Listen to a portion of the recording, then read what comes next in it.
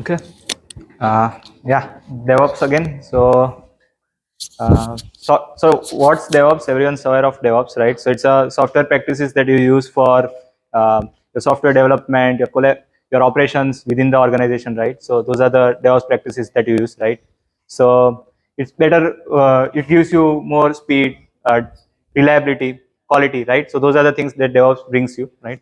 Why is it used with AWS, right? So what does AWS offer with DevOps, right?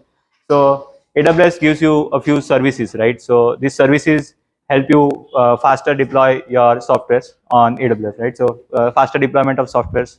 It gives you everything from infrastructure as code to uh, continuous integration, continuous deployments, right? CI/CDs, right? So those are all things that DevOps gives you, and then you use it within the AWS sphere of services, right? So that's what is about DevOps and AWS, right? Now, what were the few things that were announced within the DevOps space, right? So I think one of the major focus in the DevOps space was around uh, RDS blue-green deployment, right? We'll cover all of the things, but from my takeaways from that were RDS blue-green deployment and ECS Service Connect. We'll cover each one. So let's start with ECS Service Connect, right? Okay. Yeah. So ECS Service Connect, right? So how many of you have used ECS before or are casual users of ECS? Okay, I see a few. Good. So ECS, when you deploy microservices on ECS, right? So what are the options that you get, right? So you get Elastic load balancer is one thing that you get for deploying different microservices and communicating with the microservices, right?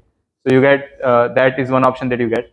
Then there is also another option that you get is your discovery, right? So discovery is also one option that you get with ECS and connecting different microservices, right?